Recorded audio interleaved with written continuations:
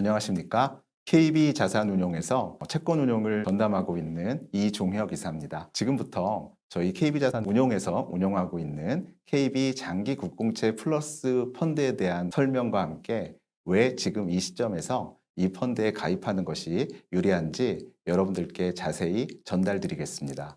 장기국공채 펀드는 보시는 바와 같이 펀드 포트폴리오의 70% 이상을 국공채에 투자하고 있습니다. 국공채에 투자하고 있다는 것은 각종 신용위기가 오더라도 가장 안전한 채권 중에서도 안전자산에 대한 투자가 크다는 것을 의미하고요. 두 번째는 단지 국공채 채권에만 투자를 하는 경우에는 워낙 더 높은 금리를 제시하지 못할 가능성도 있기 때문에 저희는 그 외에는 고금리 채권, 그러니까 저희가 이제 수익을 좀 더 확고히 할 수 있는 다른 채권들도 많이 투자하고 있습니다. 보시는 바와 같이 제한된 범위 내에서 크레딧 채권도 저희가 투자하고 있고요. 크레딧 채권은 우량 채권을 저희가 중심으로 하지만 다소 등급이 낮더라도 저희 크레딧 애널리스트의 면밀한 분석에 의해서 크레딧 리스크가 거의 없는 채권, 그렇지만 국고 채권보다 금리가 높은 그런 채권도 투자 대상에 포함하고 있습니다. 왜 채권형 펀드에 저희가 투자를 해야 될까요? 그동안 정책금리가 계속해서 올라와서 저희가 예전에 지금 볼 수 없었던 정책금리 수준에 도달해 있습니다. 그래서 채권을 투자했던 분들이 그동안 상당히 어려움을 겪었습니다. 그렇지만 이렇게 고금리 장기화가 됨에 따라서 이제 여러 곳곳에서 그 후유증이 나타나고 있고, 그 후유증은 경기에 대한 그런 리스크, 그리고 이제 금리를 굉장히 많이 올렸던 이유 중에 하나가 고물가였는데요. 이 물가도 어느 정도 제어 수준에 있기 때문에 이제는 향후에 경기를 어느 정도 좀 안정시키기 위해서 금리를 그만 올리고 금리를 좀 낮춰야겠다고 글로벌 통화 정책이 바뀌고 있습니다.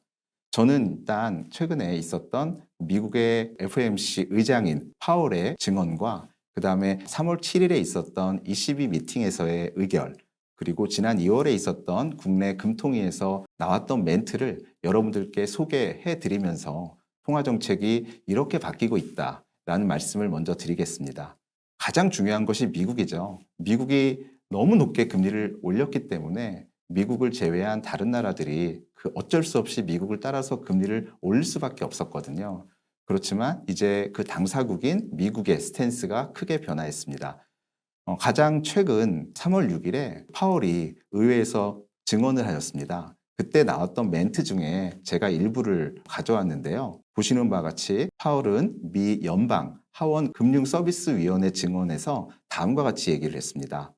현재 기준금리가 긴축 사이클의 정점에 있다고 믿는다. 만일 경제가 기대한 대로 움직인다면 올해 어느 시점에서 정책을 완화로 돌리는 게 적절할 것이다 라고 밝혔습니다. 즉, 더 이상의 금리 인상은 없고 올해 중에 정책 금리를 인하로 금리를 내리는 쪽으로 바꾸겠다라는 멘트를 공식적으로 한 건데요. 다만 그러면서 그는 물가가 잡혔다는 확신이 들어야 금리 인하에 나설 수 있다라고 말을 했습니다. 파월 의장은 위원회는 인플레이션이 2%를 향해 지속 가능하게 움직이고 있다는 더 확신을 얻을 때까지는 목표 범위를 줄이는 것이 적절하지 않을 것으로 예상한다. 하지만 자신들은 자신들이 원하는 그런 사이클 내로 가고 있다라고 말을 하면서 시장은 올해 6월 이후 미국이 정책 금리를 인하 쪽으로 돌릴 것으로 기대하고 있습니다. 그리고 파월의 의회 증언 다음 날인 3월 7일에 유럽의 ECB 회의가 있었습니다. 그동안 ECB는 굉장한 경제적인 어려움을 겪었지만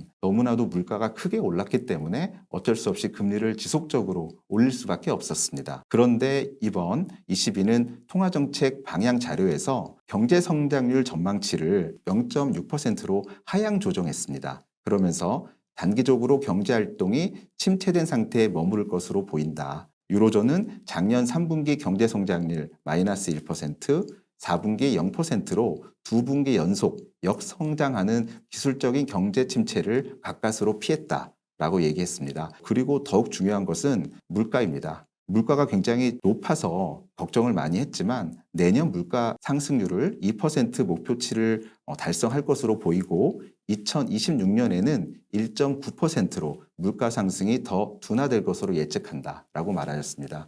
이를 통해서 저희는 올해 유럽부터 ECB도 경기에 대한 어려움이 크기 때문에 이제 ECB 정책 금리가 인하될 것으로 시장은 예상을 하고 있습니다. 마지막으로 국내 금통입니다. 2월 22일에 있었고요. 우리나라는 현재 미국과 유럽보다도 어떤 경제적인 상황이 작년에 훨씬 안 좋았고 물가에 대한 우려도 많이 줄어든 상황입니다. 이번 금통위에서 기존 금통위와 가장 큰 차이가 있었다는 것은 금리 인하를 논의해야 한다는 소수 의견이 나왔다는 점입니다. 기사를 한번 좀 읽어드리겠습니다.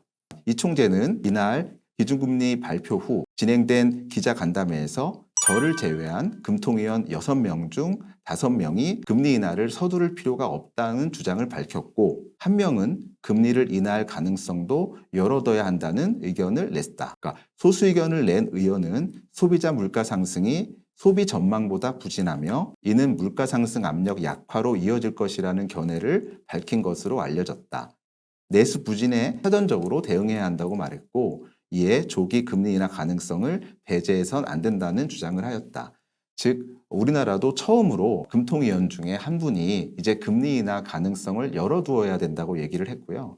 보통 이러한 경우에는 다음 금통위에서 소수 의견이 나오게 되고 그 다음 금통위에서 기준금리를 인하하는 스탠스로 보통 바뀌게 됩니다. 제가 밑에 그 플로우를 하나 그렸는데요. 기존에 이제 통화정책, 글로벌 통화정책이 정책 금리 인상으로 계속 방향을 틀다가 최근에는 이제 물가 우려가 어느 정도 둔화가 됐고 그리고 고금리 지속에 대한 경제 후유증을 이제 각국의 금통이나 아니면 통화정책을 결정하는 중앙은행들이 인정하게 되었습니다. 향후 경기 침체 가능성을 조기 예방해야 된다는 논의가 활발해지면서 금리 인상은 이제 그만, 그리고 다음 스텝인 금리 인하를 논의하자라는 쪽으로 공통적으로 의견을 모으고 있습니다. 현재 흐름은 미국이 6월 이후에 인하 가능성을 70%로 높이고 있고 유로존은 여름부터 통화정책 방향이 변경될 것으로 보입니다. 그리고 상대적으로 유럽과 미국보다 경기 부진이 심한 우리나라는 2분기 이후에 정책금리를 인하할 가능성이 높습니다. 미국의 경우는 한 번 인하하면 75에서 100bp 정도 인하를 할 것으로 보이고 국내는 최소 2회, 즉 50bp 정도 인하를 할 것으로 보입니다. 이렇게 정책금리가 바뀌면, 인하 쪽으로 바뀌면 채권금리가 하락하게 되고 채권금리가 하락한다는 얘기는 채권 가격이 상승함에 따라 펀드에 투자한 사람들의 수익률은 상승하게 됩니다. 여러분들이 좀 보시기 편하게 제가 과거에 금리를 지금같이 비슷한 시기에 인하를 했을 때 그러면 금리가 어떻게 움직였는지 그 추이를 한번 조사해 왔습니다. 보시는 바와 같이 지금과 유사한 시기가 2001년 그리고 2013년 두 번이었습니다. 이렇게 물가에 대한 우려가 굉장히 커서 금리가 크게 상승하고 나서 금리 인하기로 바뀌었을 때 과연 이제 금리가 어떻게 움직였는지 정책금리 2년짜리, 3년짜리, 5년짜리, 10년짜리 금리 추이를 보시면 되겠습니다. 그리고 총 2회 금리를 인하할 때까지 시장금리의 방향입니다. 보시는 바와 같이 첫 번째는 정책금리를 75bp를 인하했었는데요. 처음에 25bp, 그 다음에 50bp를 인하했었습니다. 보시는 바와 같이 2년, 3년, 5년, 10년 모두 160bp, 즉 1.6%에서 그리고 10년짜리는 91bp, 0.9%까지 금리가 크게 하락하는 모습을 보였습니다. 그리고 2013년 같은 경우에도 정책금리가 2회 인하를 했는데요. 정책금리가 2회 인하하는 동안에 총 한 50bp에서 80bp, 90bp 정도까지 금리가 하락하는 모습을 보였습니다. 즉 현재와 유사했던 과거에 금리가 동결되다가 금리가 2회까지 인하되는 시점에서 보면 듀레이션이 긴 3년, 5년, 10년의 금리 하락폭은 최대 100bp, 즉 1%, 그리고 적은 경우에는 0.6%, 60bp를 넘게 금리가 하락했습니다. 그렇기 때문에 처음에 금리가 동결로 가다가 인하로 바뀌는 경우에는 듀레이션, 즉 만기가 긴 채권의 펀드 수익률이 가장 커질 수밖에 없습니다. 저희는 올해 채권 시장이 여러 가지 호재, 즉 금리가 하락할 수 있는 요인들이 많이 있다고 판단하고 있습니다. 첫 번째는 앞서 지속적으로 설명드렸던 기준금리 인하 가능성, 글로벌 기준금리 인하 가능성이 굉장히 높은 그런 상황이고, 두 번째는 국내적인 요인만 본다면 올해는 채권 시장의 어떤 수급적인 요인이 굉장히 호재가 됩니다. WGBI, 즉 국제 채권 지수에 우리나라가 편입될 가능성이 상당히 높고 이렇게 된다면 외국인들의 국내 국채 수요가 굉장히 높아질 수밖에 없습니다. 금리가 지금부터 올라가는 국면은 오히려 채권을 싸게 살 수 있는 기회구나라고 인식할 수 있게 되고요. 지금부터 금리가 조금씩 오를 때 오히려 용기를 내는 것이 여러분들의 투자를 위해서는 훨씬 도움이 될 것으로 판단하고 있습니다. 이상 설명을 마치겠습니다. 감사합니다.